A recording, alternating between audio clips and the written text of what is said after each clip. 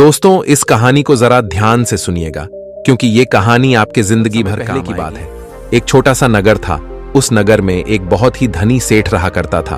उस धनवान सेठ के पास कहने को सब कुछ था, किसी चीज की कोई कमी नहीं थी। उस धनवान सेठ ने अपने जीवन में बहुत बड़े बड़े मुकाम हासिल किए थे। उसने अपने जीवन में कई सफलताएं प्राप्त की थी। वह जिस नगर में भी व्यापार करने जाता, वहां पर भी उसे सफलता मिलना निश्चित था। वह अपने जीवन में कभी भी हारा नहीं था। उसका व्यापार भी खूब जोरों शोरों से चल रहा था। उसके पिताजी ने उसे ऐसी 4 बातें बता रखी थी जिसका वह नियमित पालन किया करता था और उन्हीं बातों का अनुसरण किया करता था, और उन्हीं बातों की वजह से उसका जीवन बड़ा ही सुखमय था। वह जीवन के हर क्षेत्र में सफल था। ऐसे ही काफी समय बीत गया और अब वह धनवान सेठ काफी बूढ़ा हो चुका था।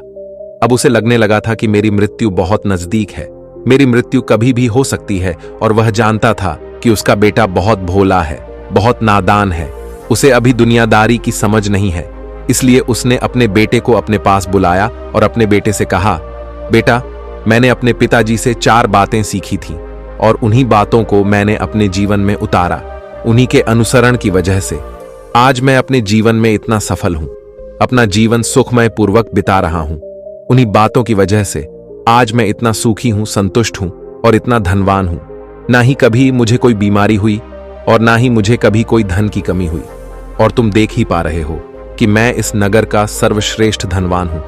लेकिन आज मेरे पास जो कुछ भी है मैं उससे संतुष्ट हूं, मैं खुश हूं। लेकिन मैं चाहता हूं कि तुम मुझसे भी आगे बढ़ो, तुम और नाम कमाओ, तुम और धन कमाओ, लोग तुम्हारे बारे में जाने, तुम्हें पहचाने, क्योंकि हमारा समय कुछ और था और तुम्हारा आने वाला समय कुछ और ही है।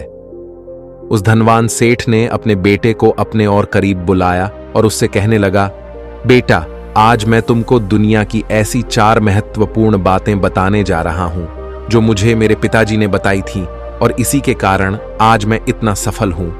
यदि तुमने इन सभी बातों को अपने जीवन में उतार लिया, इनका नियमित तौर पर पालन किया, इनका अनुसरण किया, तो तुम भी अपने जीवन में बहुत धनवान बन जाओगे, अपने जीवन को बहुत सुखमय तौर पर बिताओगे। इन बातों के अनुसरण से ना तो तुम्हारे घर परिवार में कोई दुख आएगा और ना ही तुम्हारे व्यापार में कभी कोई परेशानी उत्पन्न होगी। इतना कहकर धनवान सेठ अपने बेटे को 4 बातें बताना शुरू करता है। वह कहता है, बेटा, सबसे पहली बात है काम पर छाव में जाना और छाव में आना। दूसरी बात, अपने घर के चारों तरफ चमड़े की बांध रखना। तीसरी बात, हमेशा खाने को मीठा करके खाना। और चौथी बात, अपनी पत्नी को हमेशा बांध कर रखना। इतना कहकर वह धनवान सेठ अब निश्चिंत हो चुका था। वह यह जानता था कि उसका बेटा बहुत भोला है, वह अपने पिता की बात अवश्य मानेगा और इन सभी 4 बातों को अपने जीवन में उतारे और इनका अनुसरण भी करेगा। देखते ही देखते कुछ महीने बीत गए और फिर एक दिन धनवान सेठ मृत्यु को प्राप्त हो गया।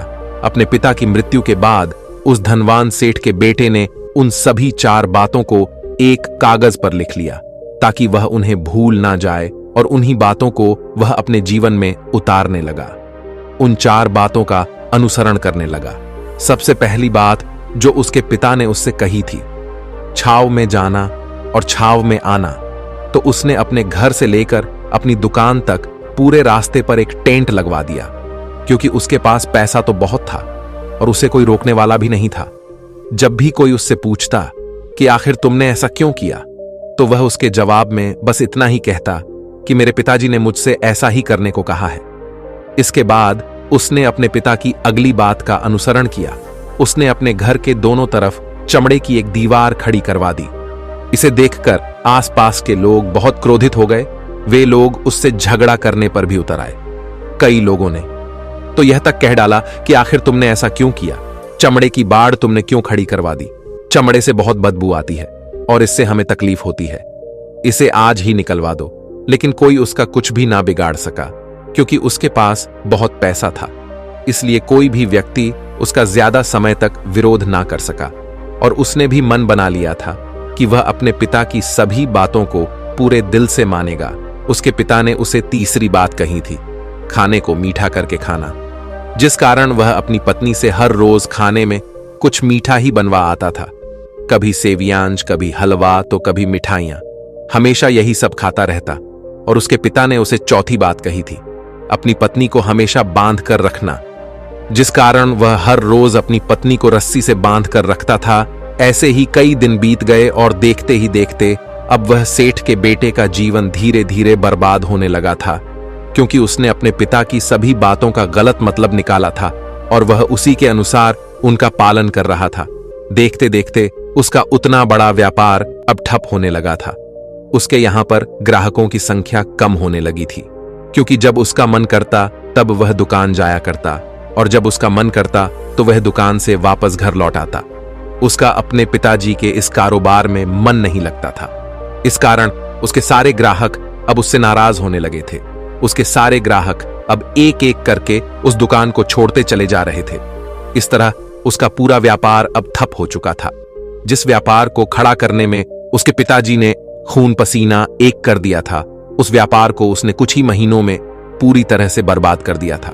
अब उसका धंधा बहुत कम हो चुका था, जिस कारण वह बहुत परेशान रहता था, वह बहुत चिंतित रहता था। और इसके साथ ही उसने अपने घर के चारों तरफ चमड़े की दीवार खड़ी करवाई थी। उस कारण आसपास पर बहुत गंदी बदबू फैल चुकी थी।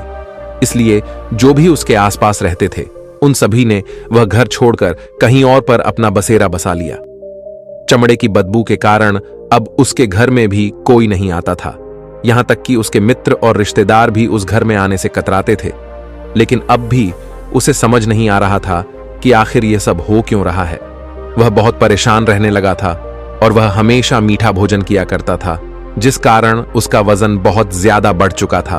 और इस मोटापे के कारण उसके शरीर में ना जाने कितनी सारी बीमारियों ने अपना घर बना लिया था। आए दिन उसके घर पर वेद आने लगे थे। इन्हीं कारणों से अब उसका पैसा भी इन चीजों में बर्बाद होने लगा था। और अपने पिता की चौथी बात उसने मानी थी, वह थी अपनी पत्नी को बांध कर रखता, जिसकी वजह से उसकी पत्नी उससे नाराज हो गई और वह घर छोड़कर अपने मायके लौट गई। उसने अपनी पत्नी को मनाने की कोशिश की, तरह तरह के उपाय किए, लेकिन उसकी पत्नी नहीं मानी। और वैसे भी कोई भी स्त्री ऐसे मर्द के साथ क्यों रहना चाहेगी जो उसे बेवजह ही बेबात पर बांध कर रखता हो। देखते देखते अब वह सेठ के बेटे का पूरा जीवन बर्बाद हो चुका था। ना तो अब उसके पास व्यापार बचा था, ना ही धन, ना ही उसकी पत्नी और ना ही वह रिश्तेदार जो पैसों के लिए उसके आसपास घूमा करते थे। और तो और अब उसका स्वास्थ्य भी ठीक नहीं रहता था, जिस कारण वह बहुत चिंतित रहने लगा था, बहुत परेशान रहने लगा था।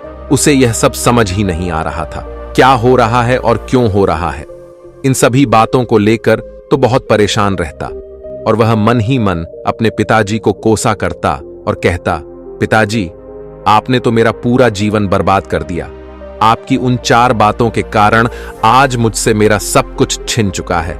ना तो मेरे पास व्यापार रहा, ना ही धन दौलत, ना ही वह रिश्तेदार, ना ही मेरी पत्नी, और यहां तक कि मेरे स्वास्थ्य ने भी मेरा साथ छोड़ दिया है। आप ही के कारण आज मेरा पूरा जीवन बर्बाद हो चुका है। यदि मैंने आपकी वह 4 बातें ना मानी होती, यदि मैंने उन्हें अपने जीवन में ना उतारा होता, तो आज मैं एक सुखमय जीवन जी रहा होता। आपकी इन 4 बातों पर चलकर मुझे क्या मिला? मैंने एक आज्ञाकारी बेटे की तरह आपकी सारी बातें भली भांति मानी, उन पर यकीन किया, उनका अनुसरण किया। लेकिन मैं ही मूर्ख था जो मैंने आपकी उन बातों पर आंख बंद करके यकीन कर लिया। इतना कहकर वह फूट फूट कर रोने लगा। तभी उसे एक दिन पता चला कि उसके पास के नगर में एक साधु आए हुए हैं और वह साधु सभी की समस्याओं का हल बताते हैं। चाहे कैसी भी समस्या हो, वह उसका निवारण अवश्य करते हैं। यह सुनकर उसने सोचा कि चलो एक बार मिलकर देखता हूं, हो सकता है कि मेरी भी समस्या का समाधान मुझे मिल जाए। इस आशा के साथ वह उन साधु के पास पहुंचा। वहां पहुंचकर सीधा उनके चरणों में जा गिरा और जोर जोर से रोने लगा। वह कहने लगा, हे गुरुवर, अब आप ही मुझे बचा सकते हैं। मेरे पिताजी ने तो मेरा पूरा जीवन बर्बाद करके रख दिया। आज मेरी जो भी स्थिति है वह सब मेरे पिताजी के कारण ही है। मेरे पिताजी ने मुझे जैसा कहा मैंने वैसा ही किया। हमेशा एक अच्छे बेटे की तरह उनकी सारी बातें मानी, अपने सारे फर्ज निभाए। और देखिए मेरे पिताजी ने मेरे साथ क्या किया। मरते मरते भी वह मुझे गलत बात सिखा गए और उसका खामियाजा मुझे आज भुगतना पड़ रहा है, क्योंकि मैंने उनकी सभी बातों को अपने जीवन में उतारा, उनका अनुसरण किया। और देखिए आज मेरे साथ क्या हो गया। मेरा तो पूरा जीवन ही बर्बाद हो गया। मैं अब तक यह नहीं समझ पाया कि मेरे पिताजी ने मेरे साथ ऐसा क्यों किया। क्या मैंने उनके साथ कुछ गलत किया था? इतना कहकर वह उन साधु के सामने और भी जोर जोर से रोने लगा। तभी वह साधु महाराज उस सेठ के बेटे से कहते हैं, बेटा चुप हो जाओ, पहले मुझे अपनी सारी बात तो बताओ। आखिर तुम्हारे साथ क्या हुआ है? तुम इस तरह से क्यों रो रहे हो? तुम्हारी इस परेशानी का क्या कारण है? उन साधु के इतना कहने पर उस सेठ के बेटे ने पर्ची उन साधु के हाथ में रख दी, जो उसने अपने पिता की मृत्यु के बाद लिख रखी थी, जिसमें उसने अपने पिता की चारों बातें लिखी थीं। उन साधु ने पर्ची ली और उसे पढ़ने लगे, और उन्होंने जैसे ही वह पढ़ा तो वह जोर जोर से हंसने लगे, और वह उस सेठ के बेटे से कहते हैं, तुम कितने बड़े मूर्ख हो। तुम्हारे पिता ने तो तुम्हें दुनिया का सारा ज्ञान दे दिया, लेकिन तुम उसे समझ नहीं पाए, तुम उसका सही तरह से पालन नहीं कर पाए, और कहते हो कि तुम्हारे पिता ने तुम्हें गलत राह दिखाई है, तुमने गलत संदेश दिया है। तुम्हारे पिताजी तो तुम्हारी परीक्षा ले रहे थे कि तुम उनकी बातों को समझ पाते हो या नहीं, तुम उनकी बातों का सही मतलब निकाल पाते हो या नहीं। यदि वह चाहते तो इसका मतलब तुम्हें अच्छी तरह से बता सकते थे, लेकिन वह चाहते थे कि तुम इन बातों का मतलब खुद से जानो, खुद से समझो कि इन बातों का क्या अर्थ है। लेकिन अब तो ऐसा प्रतीत होता है कि मानो तुम्हारी बुद्धि बिल्कुल भ्रष्ट हो चुकी है। तुमसे बड़ा मूर्ख मैंने आज तक नहीं देखा। जिसके पास दुनिया का इतना बड़ा ज्ञान हो, वह भला इतनी बड़ी